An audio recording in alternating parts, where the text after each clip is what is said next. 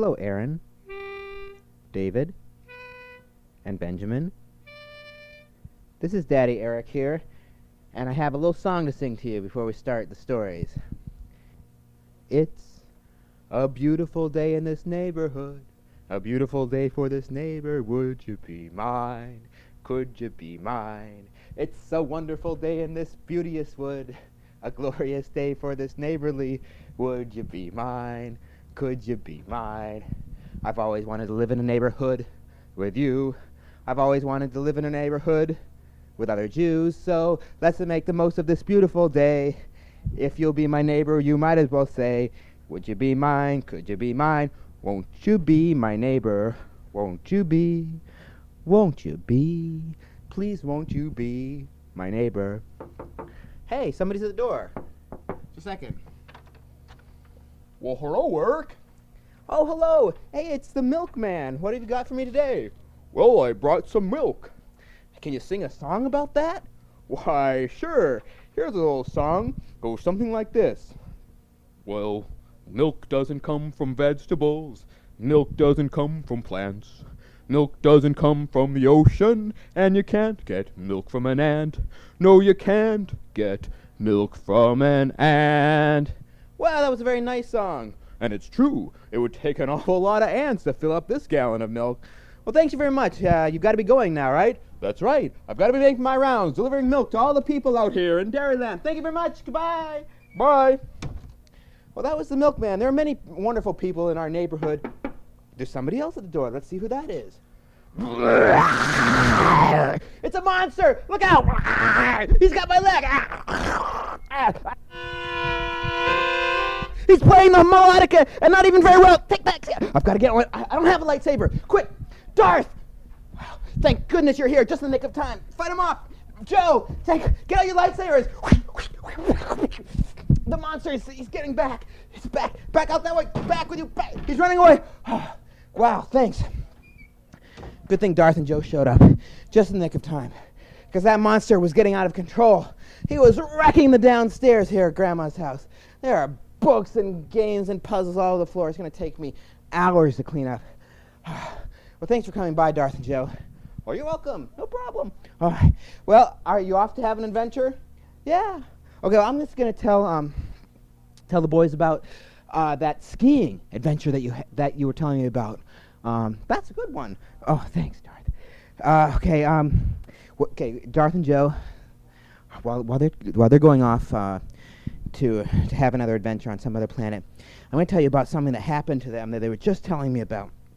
A truly amazing adventure when they were being trained, as you know, to be Jedi warriors. They were off a Jedi warrior training school, which on the Jedi warrior training school planet, and they were having a vacation because, you know, you can't stay at school forever. Every once in a while you need a vacation just to relax and have fun. So they decided to go skiing. And skiing is this game where you stand on two flat sticks and you strap your feet on them and you slide down a hill covered with snow. And so there's no better place, well, very few better places to go skiing than the mountains of planet Nebulok. So Darth and Joe took off, and their friend Truthy decided to come with them to go skiing on Nebulok. And so they took the space shuttle over to Nebulok, and it was a beautiful day for skiing, because the amazing thing about the snow on Nebulok is that it snows in warm weather, because the snow is not made from water, so it can get warm out, but the snow remains, so there's skiing all year round on Nebulok. That's why it's a very popular place for tourists to come to go skiing. So Darth and Joe and Truthy went up to the ski lodge on top of this tall mountain to go skiing. And where you rent the skis, their skis had jets on the back of them. So not only would they slide down the hill on these skis, but they were jet powered, so they could slide down super fast on these things. And Darth and Joe got on the skis. Truthy had a little more trouble because Truthy has 6 legs, and he was having trouble just balancing on 2 skis. So he decided he was going to go back to the ski lodge and get 4 more skis, so every one of his legs could have a ski. That way, if he fell over, he could always have another leg to put out to catch himself, so he could keep sliding down the hill over the mountain. And so Darth and Joe decided they would take off first. Truthy will join up with them later. So they They were at the top of the mountain. They saw the course. It was about 500 miles long. But with these jet packs on the back of their skis, it would only take them about 4.5 minutes to get to the bottom. 4 minutes flat if they were pretty fast. And these were plutonium-powered jet packs on the back of the skis, so they were pretty fast skis. So Darth and Joe started the engines and started skiing down the hill. And they were passing the other skiers because they were a lot faster because, of course, they had plutonium jet-powered ski packs, skis. They were sliding down the hill when suddenly a hole started opening up in front of them. And there was nothing they could do. They couldn't get out of the way. They fell into the hole. Ah! It was a hole that opened right in the middle of the ground in the snow. And they were falling and falling and falling. Luckily, they were on skis. And so when they landed, they just kept skiing. But they were in some sort of giant cavern, and they stopped, turned off the jetpacks, and Darth said, "Wow, this is a huge cave," and it just opened up out of nowhere. What do you think happened? And Joe said, "I don't know, but look, there are animals and people and things keep falling into the hole." And it was true. They looked up, and all sorts of things were falling into the hole and going thud when they landed. It wasn't so deep that anyone got hurt when they landed, but it was a hole that was going to be very hard for anybody who didn't have a ring of transportation to get out of again. And so there were all sorts of animals and people who happened just to be sliding down the hill when all of a sudden this hole opened up and they started falling into this hole. Well, what caused the hole? I don't know. Darth and Joe, they didn't know what caused the hole because the hole wasn't there when they started skiing. It opened up right when they were skiing down the slope. And suddenly, they started asking around, does anybody know where this hole came from or whose hole this is? And, they asked the little bunny rabbit. Of course, bunny rabbit didn't speak English, so it didn't know how to answer. But they asked the other people, and nobody knew where the hole came from or why, except for this small man with ears sticking straight out of the top of his head. And he came up to Darth and Joe, said, "Oh, it's a terrible mistake. I made this hole. I didn't mean for everybody to fall into it." "Who are you?" "My name is Marky Mark." "Marky Mark? What kind of a name is that? It's a double name." "That's right. And I was just doing an experiment with my new time machine, and I don't know why it would cause a hole to open up in the ground." And Darth, by this time, he was very familiar with time machines and and time travel. So he said that it must have opened up some sort of time-space vortex. Either that or some sort of disruption in the time-space continuum. But in any case, the hole's getting bigger, and they had to do something about it. And Joe said, "Well, who would know how to do something about that?" And that's when they heard a voice behind them that said, "Exactly! I would know how to do something about that." And Marky Mark said, "Who's that?" And Darth said, "That's right, that is who. That's the doctor." "Huh? No, who? Who? Doctor who?" His name's Marky Mark. He created this hole," said Darth. And next to the doctor was Sally. And the doctor said, "Sally, meet Marky Mark. He's the creator of this fine hole, except it seems to be growing larger at an ever-increasing pace. We have to do something about it, or pretty soon the entire planet will be swallowed up in a giant hole." At a time like this, and not only that, there was another problem. All the little animals that had fallen in, squirrels, rabbits, and animals that are particular only to planet Nordok, like ostrox, which are like, they're ostriches on top, but they have the feet of a hippopotamus, so they're very heavy. And they are a bird, but they can't fly because they're so heavy. And wormigans, which are long worms with a horse head at one end and sort of tiger feet at the other end. And when they start running too fast, their feet flip over their head and they get all tangled up. So it's very bad for them to fall down holes because they accidentally tie themselves up in knots. So the animals were actually panicking. They were very worried. They didn't know what was going on. And so it was lucky that at that point in time, there was a little ringing sound. Ring, ring. "What's that?" And Joe said, "Oh, it must be the telephone I brought along with me," because Joe had brought a portable telephone.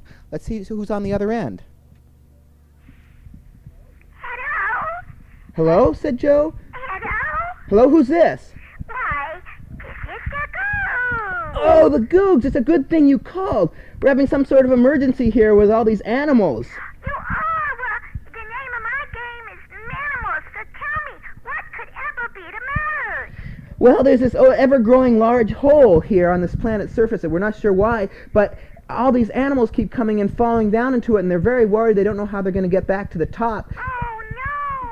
And if you could just calm them down and talk to them and tell them everything's going to be all right, because the doctor's here, Doctor Who, and he's going to fix everything, and we'll get them back up to the surface as soon as we stop this hole from growing. Well, we need to create a lure. You know what a lure is? No? What's a lure? Said Joe. Well, a lure, when you're fishing, for example, you take a lure to trap the fish. I don't know why anyone would want to trap fish, but it sounds good to me. What do I need? Well, okay, so that's what we need to do. We need to lure the animals out, 'cause I can't talk and know how. Oh, lure them out of the hole? First, we must lure them out of the hole. Well, they can't get out of the hole because the walls are too steep. No! Okay, then we must take, you know when you get out of the airplane sometimes and they have a slide? Yes? That is, how you say blow it up big? You inflate? Inflatable? Yeah. Inflatable? And then we need two very brave adventurers. Like Darth and Joe? Yeah, they'd be perfect. They've already taken the pledge to help small animals and children, right? Right? Well, then they'd be perfect. They're going to blow up the slide Yeah? and go down, and they're going to tell all the animals that it's okay, and that the Googs will tell them when they get up to the top. So the animals are going to crawl up the slide? Yeah, they're going to crawl backwards. First the snails, and they will create a mucus and people will stick, and it'll be fine. I mean the animals. Sometimes I call them people because they're so cute. Okay. So Darth... You notice some animals are people-like? Yeah. Like a dog has a paw, and a person has a hand. That's right. It's kind of the same. Yeah. So Darth and Joe Yeah. need to find this slide.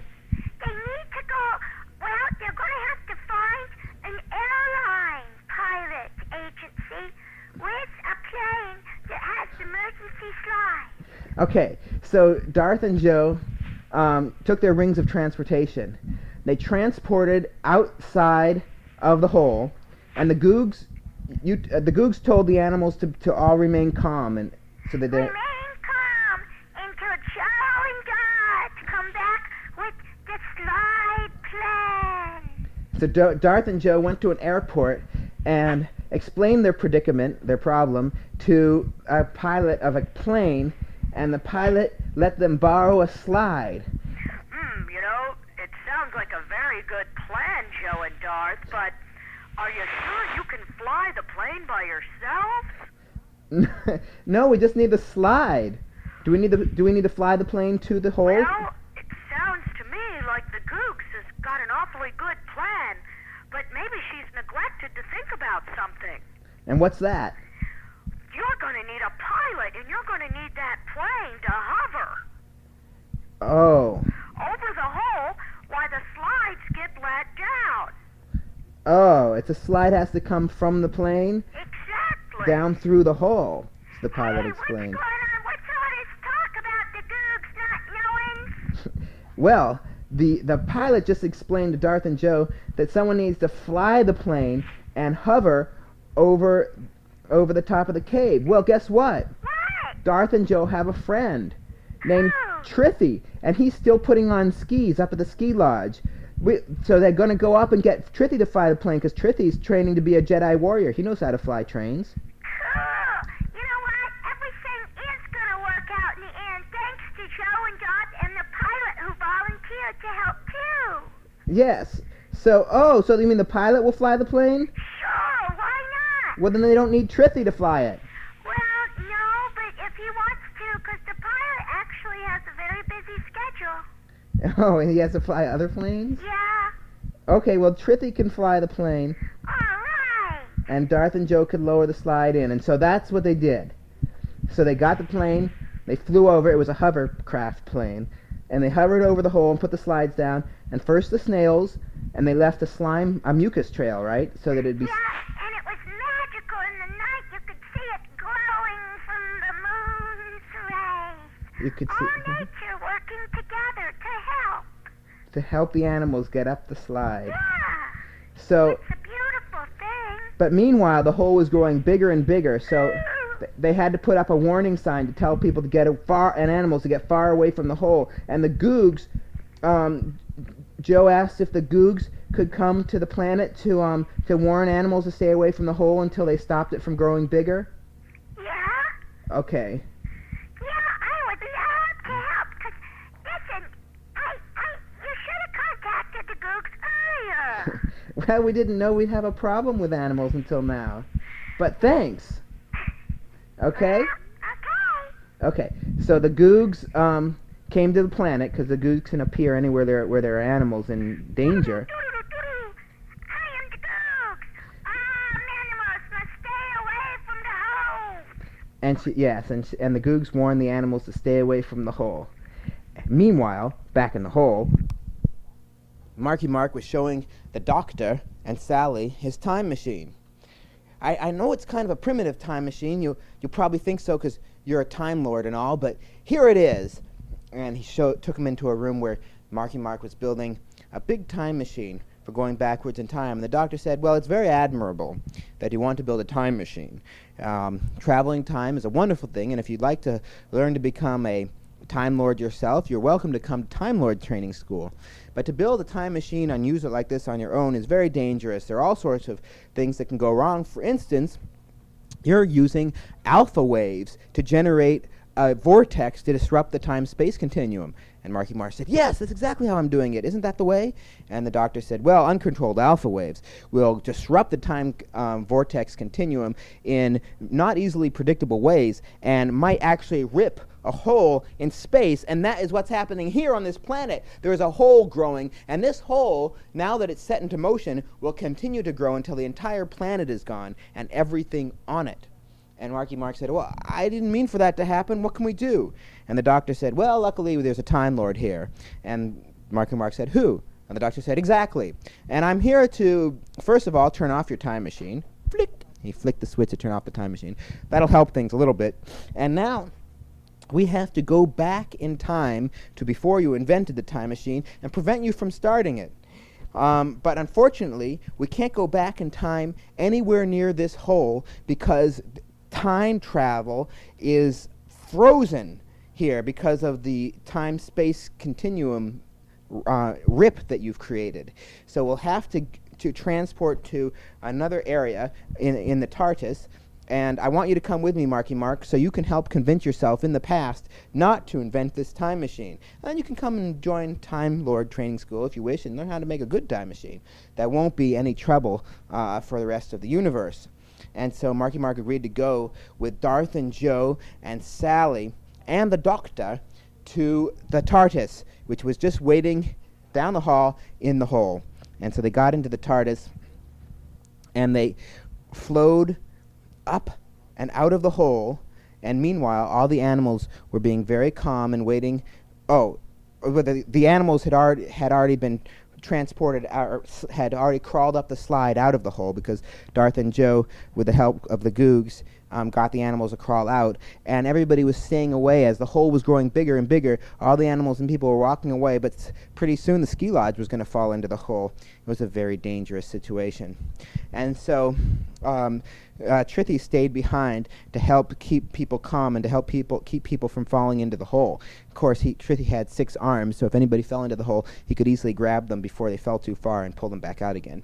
And so the Doctor and Sally and Joe and Darth and Marky Mark were in the Tardis, flying to a nearby moon of planet Nordock, which was a moon that revolved around the planet, and it was mostly an administrative moon. There were offices there, supply buildings, but there weren't a lot of people living there. But it was far enough away from the time machine that they could then go backwards in time. And they did. They went backwards in time 3 years, because that is when Marky Mark started to build his time machine 3 years ago.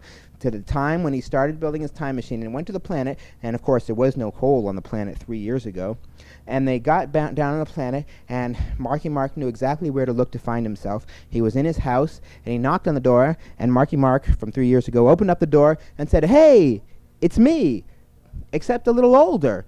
And Marky Mark from 3 years in the future, when the whole problem started, said, "Yes, this is the doctor. He's a Time Lord." And Marky Mark said, "Time Lord? What a coincidence. I was just starting to work on a new idea for a time machine." And the doctor said, "Well, that's exactly why we've come. Your idea for a time machine has run into a very serious flaw, a snag, if you will, and we've got to prevent you from building it." And Marky Mark said, "But I want to build it. It's my life's ambition." And Marky Mark from the future said, "Don't worry, Marky Mark. The Time Lord's going to let us go to Time Lord training school, where we can really learn about time and space and how to manipulate them, instead of building our amateur time machine, which will just end up ripping a hole in the time-space vortex continuum thing and destroying the planet if we're not too careful." And so Marky Mark from the past agreed not to build his time machine. And just when they turned around, suddenly they saw that another spaceship had landed nearby. And Marky Mark from the past said, "Wow, I've never seen anything like that." And the doctor said, "That's because nothing like that has ever been invented. That spaceship is from 5,000 years in the future, and I recognize it." "What is it?" said Darth. "That's a spaceship of Riddler." "Riddler? Who's that?" "Riddler. He's an evil Time Lord. Well, he was training to be a Time Lord, and he dropped out of Time Lord training school, but he learned enough about time and space to make an awful lot of trouble. What's he doing here?" "I don't know, but it doesn't look good." And they walked up to the spaceship and knocked on the door, and there was no answer, and so the doctor used his universal key to open the door, and there was nobody inside. Said the doctor. And Sally said, also. And if Riddler isn't inside the spaceship, where is he? And Darth said, "How will we recognize him when we see him?" And the doctor said, "Well, he's sort of a bluish-green color, and he has tubes coming out of his head that go about 5 feet higher than his head and end in sort of flowers. And each one of those flowers is a sensor that he can sense his surroundings through, kind of like eyes, but they work on a different frequency in the electromagnetic spectrum." And so Darth and Joe said, "Okay, so he doesn't quite look like a regular person." "I get it." Okay, so they looked around, and they saw that there were footprints leading out of the spaceship, and they had to find it because Riddler must be up to no good, because he's that kind of guy, if you know what I mean. And so they looked around for Riddler, and they couldn't find him, and they decided, well, let's, I'll tell you what, Marky Mark, if you see Riddler, wait, where's Marky Mark? I'm right here. No, I mean, where's Marky Mark from the past? And they looked around, and there was the Marky Mark from the future that had come with them, but the old Marky Mark, the 3 years ago one, who was just about to start work on the time machine until they got there just in the nick of time, so to speak, he wasn't anywhere to be seen. Where was he? And so they went back to the house, and they tried to open the door, but it was locked. And then Marky Mark said, "Hey, I still have a key from 3 years after this. I never changed my locks. I bet it'll work." And he tried to open the door, and the key worked, but there was something jamming the door shut. And Darth and Joe said, "Well," the doctor said, "This looks serious." And Sally said, "I can get in through a window." And she took her knife and she cut part of the window frame out and opened up the window and snuck inside. And then she opened the door from the inside of the house to let everybody in, and it had been jammed shut by pushing a whole piano against the front door to stop anybody coming in. And all the lights were out, and the doctor said, "Be very careful."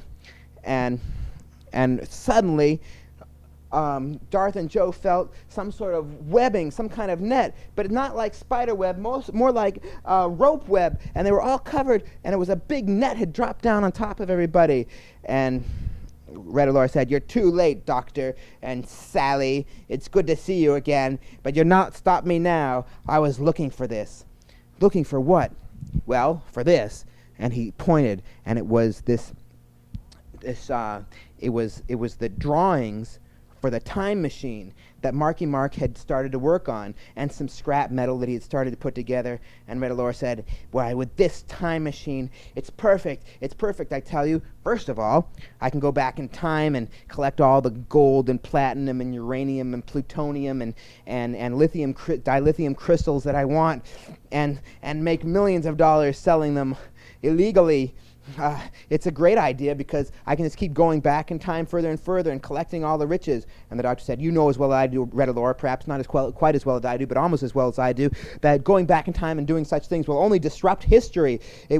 And Riddler said, ha, you think I care about history? History has gotten me into a lot of trouble. I don't give anything about history. But I tell you what, I'm going to do this, and I know all about the whole. I know all about how this time machine will disrupt space and time, but that's better, because I don't like space, and I don't like time. And this way, people will have to pay me to keep me from destroying their planets. And if they don't pay me millions and billions of dollars, all I have to do is turn on a time machine on their planet, and it'll destroy the whole planet. He had kind of a strange laugh. And Marky Mark said, I refuse to let my time machine be used by that. And Riddler said, you have no choice. And because I've got the original Marky Mark right here. And Riddler was aiming a stolen lightsaber at Riddler. And he had him tied up. And he said, now, if any of you try anything, I'm going to chop Riddler right in half. I mean, no, I'm Riddler. I'm going to chop this guy. What did you say your name was? Marky Mark? Marky Mark, right in half. Well, then how will he help you invent the time machine? Said the doctor. Good point. I guess I won't chop him in half, but we're getting out of here. And he grabbed the notes for the time machine that described how to build it, and he grabbed the old Marky Mark from that particular time period, and they went out the back door. But Sally, who had her knife, was meanwhile cutting away all the ropes and entanglement, all the netting that had caught all of them in a giant net that Riddler had sprung onto them, and she got them all free. And Darth started running out the back door, and the doctor said, no, come out the front door. He's going to his spaceship. And sure enough, they saw him. He was running out toward his spaceship, and the doctor took his time lasso and whoosh, and it went around both Marky Mark and the old Marky Mark, and, well, the one from that particular time period, and Riddler, and froze them in time while they were running toward the ship. Well, Riddler was running, he was dragging Marky Mark. And so the doctor said, quick, okay, when I take off, I have to take off this magic, this time lasso so we can get Marky Mark out of here, but Riddler will react quickly, so I want you guys to be ready. And Darth and Joe said, no problem. They took out their lightsabers. And so Doctor Who took off the time lasso, and Riddler pulled out his lightsaber. Marky Mark fell down to the ground, and the other Marky Mark helped him up again. And Riddler tried to fight off Darth and Joe, but it was no use because they were training to be Jedi warriors. And Joe knocked Riddler's little lightsaber out of his hand. It was a cheap model anyway. And they tied him up and brought him back into the Tardis, and put him into a special room with a force field on it so he couldn't walk out of that room. And the doctor said, well, you know something, Riddler will have to give up his spaceship because it's, first of all, he stole all the parts to make it, and second of all, because he was kidnapping, he's been committing time crimes all across the galaxy, and he's wanted by the Time Lord police. So I guess you guys could have it. And he looked at Darth and Joe, and they looked at each other. Wow, really? Is it a good one? And the doctor said, well, yeah, that's one thing about Riddler's spaceship. Watch. And he got the remote control out of the spaceship. This was a spaceship that could actually be flown with using just a small remote control. And he pressed some buttons, and they saw it spin and flew up and disappeared. And Darth said, what, did you send it into the past or the future? And the doctor said, oh, it's right up there. I just put a cloaking device on it. It's invisible. Invisible, wow. So, and we can keep it? Sure. It's our way. It's of the Time Lord's way of thanking you for helping me to catch Riddler, one of the most notorious criminals in Time Lord history. And believe me, the Time Lords have a lot of history with a lot of notorious criminals, so that's saying something. And so Darth and Joe thanked him, and they put Riddler's spaceship into the Tardis, which is a lot bigger on the inside than on the outside, so they could fly it back 3 years into the future where they came from. And when they got back there was no hole in the ground because Marky Mark had never invented his time machine because he had been warned not to.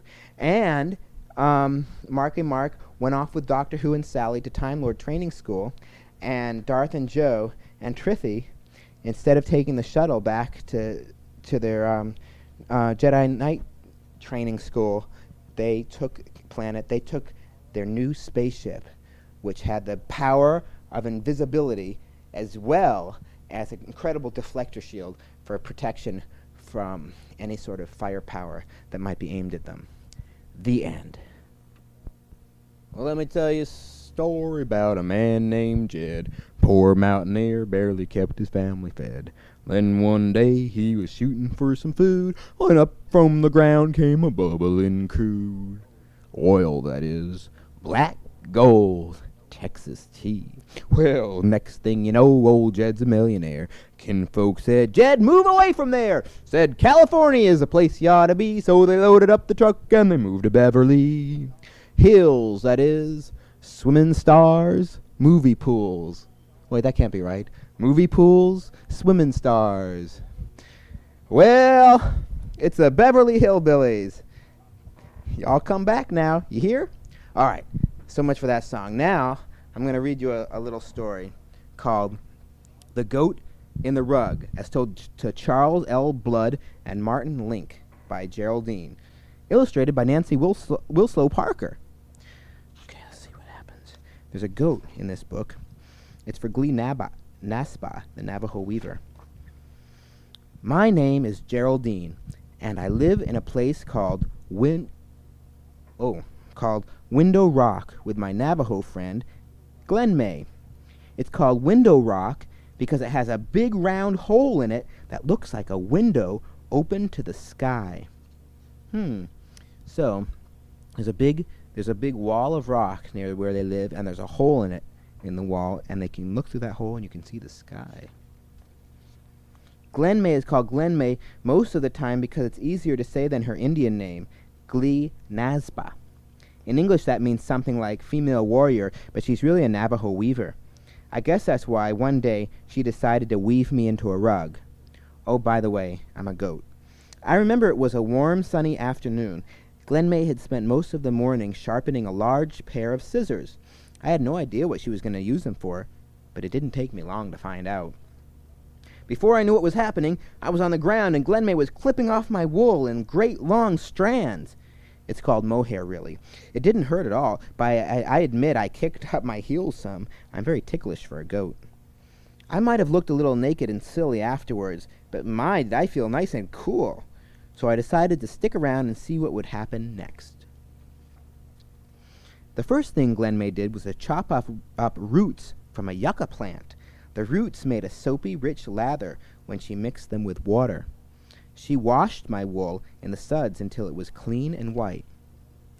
After that, a little bit of me, you might say, was hung up in the sun to dry. When my wool was dry, Glen May took out 2 large square combs with many teeth. By combing my wool between these carding combs, as they're called, she removed any bits of twigs or burrs and straightened out the fibers. She told me it helped to make a smoother yarn for spinning. Then Glen May carefully started to spin my wool, one small bundle at a time, into yarn. I was beginning to find out it takes a long while to make a Navajo rug. Again and again Glen May twisted and pulled the wool. Then she spun it around a long, thin stick she called a spindle. As she twisted and pulled and spun, the finer, stronger, and smoother the yarn became. I tried to help her out by pulling on it. A few days later, Glen May and I went for a walk. She said we were going to find some special plants she would use to make dye. And she had a list of those plants. They were called rabbit brush, wild onion, cliff rose, sumac, juniper, walnuts, and dock. I didn't know what dye meant, but it sounded like a picnic to me. I do love to eat plants. That's what got me into trouble.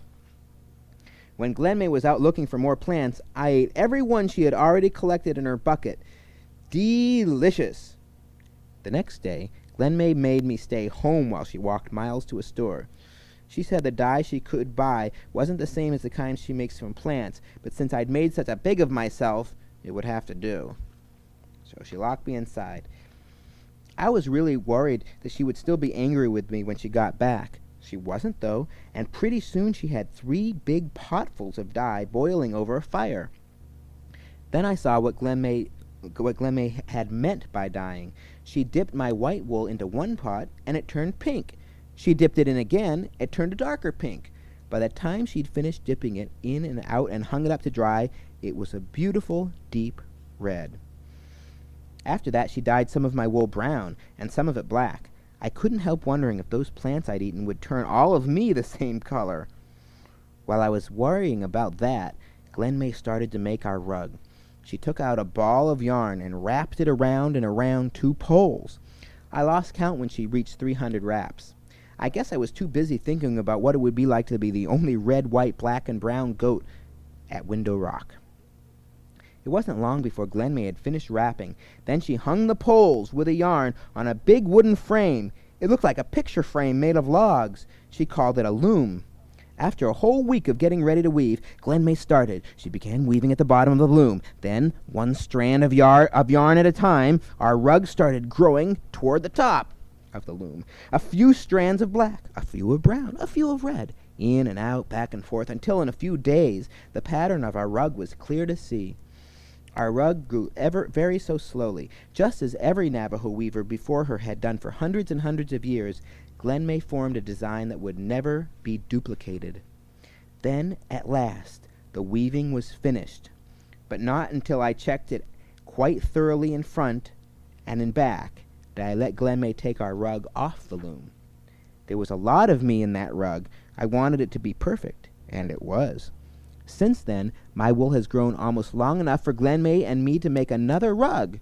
I hope we do very soon, because, you see, there aren't too many weavers like Glenmay left among the Navajos. And there's only one goat like me, Geraldine. That was a true story of a weaver and her goat who lived in the Navajo Nation at Window Rock, Arizona. Okay, this is the theme song, Darth and Joe's story, where we sing everybody's theme song as it comes along. This is a Darth and Joe story. It takes place when Darth was 7 and Joe was 5. They were staying at Darth's mom's house on Darth and Joe's home planet, and they decided to go out to get some ice cream. What they really wanted was some pecan chocolate with vanilla ice cream. They thought it would be good, maybe with a little bit of peanut butter and jelly on top. They weren't quite sure. So they went to their local ice cream store to get that. And whom did they see floating down the street on the way? Why, it was their old friend Casper the Friendly Ghost. And he had a theme song. It went, Casper, the friendly ghost, the friendliest ghost you know. Bum bum bum bum bum bum bum ba-dum bum bum bum bum ba-da-dum. And Casper was walking along with his friend Spider-Man. His theme song's a little longer. It went like this. Spider-Man, Spider-Man, does whatever a spider can, spins a web any size, catches thieves just like flies. Look out, here comes a Spider-Man. Is he strong? Listen, bub, he's got radioactive blood. Can he swing from a web? Take a look overhead. Oh yeah, here comes a Spider-Man. In the chill of the night, at the scene of a crime, like a streak of light, he arrives just in time. Spider-Man, Spider-Man, friendly neighborhood Spider-Man. Welcome then, he's ignored. Action is his reward to him. Life is a great big hang-up. Wherever there's a bang-up, you'll find the Spider-Man. So Spider-Man and Casper were walking along, and Darth and Joe said, "Hey, Spider-Man, Casper, what's up?"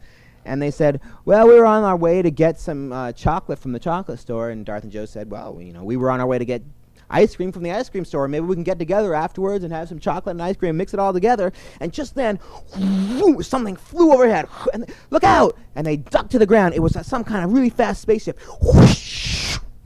And it's flying so low, it was knocking things off. It was smashing the windows out from buildings. It was flying way too low. You know, spaceships should not fly a few feet off the ground when there are people walking around.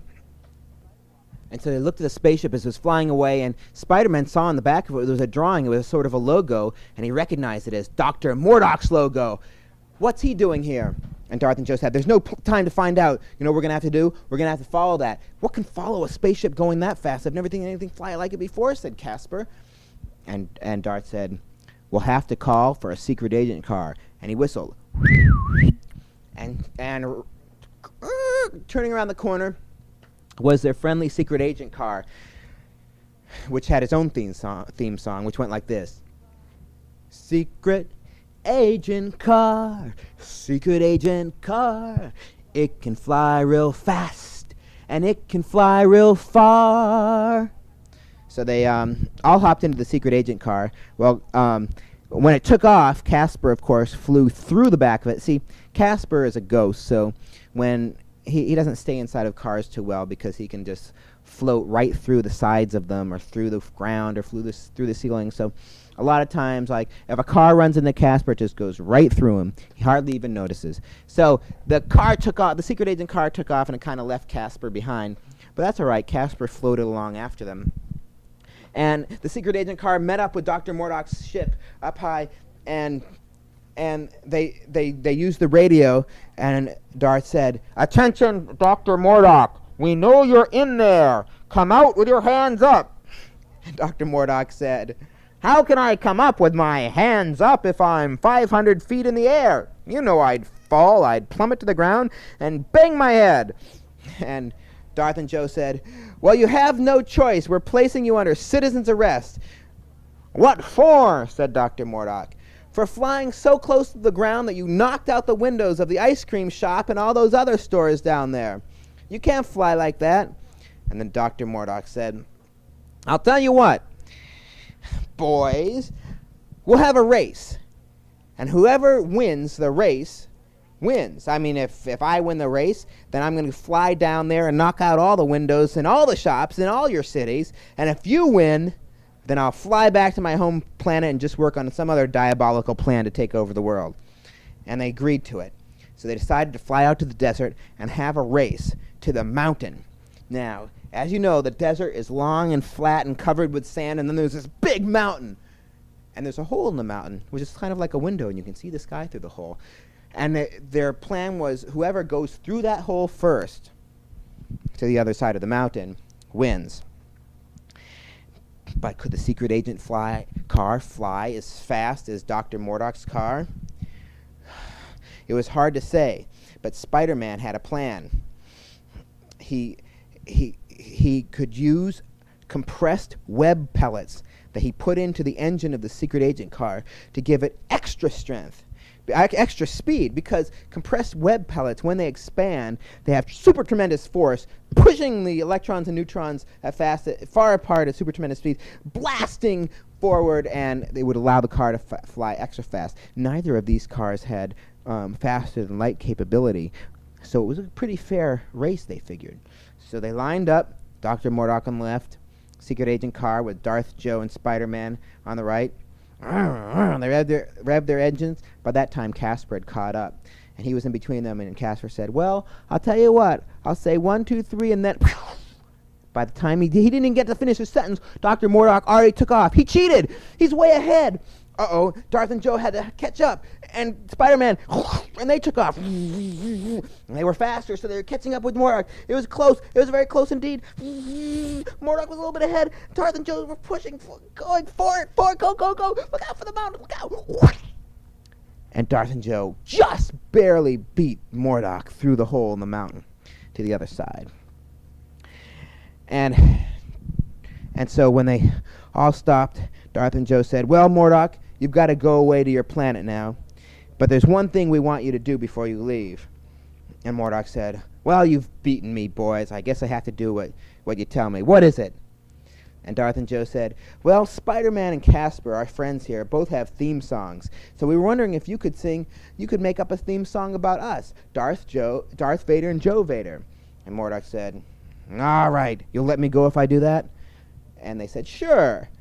So Mordok said, okay, this first song is about Darth Vader. Darth Vader pulls out his lightsaber, says to the bad guy, see you later, then heads to his refrigerator, 'cause Darth Vader likes ice cream, yeah. That's pretty good. Darth liked that song. He started humming it to himself. In fact, he did like ice cream, so it's a pretty good song. But what about Joe? Okay, said Mordok, this song's about Joe, and then you let me go, right? And they said, yeah, sure. What's Joe's song? Darth Vader has a cousin, Joe Vader is his name. He has a lot of adventures, that's why he has such fame. Joe Vader says see you later, 'cause he likes ice cream too, and chocolate too, yeah. And so they let Dr. Mordok go back to his own planet, and that was the end of this side of the tape. But wait, there's one last thing on this side of the tape. I have a theme song, too. It goes like this. Well, Daddy Eric, Daddy Eric, Daddy Eric, Daddy Eric, oh, Daddy Eric, Daddy Eric, oh, Daddy Eric, Daddy Eric. Sometimes it's Daddy, sometimes it's Dad, but I'm not sad 'cause I'm Daddy Eric, yeah. Now you can turn over the tape, 'cause now it's really the end of the tape. I promise. The end. That's pretty much it. Make sure you turn it over before the big beep. Ah, too late.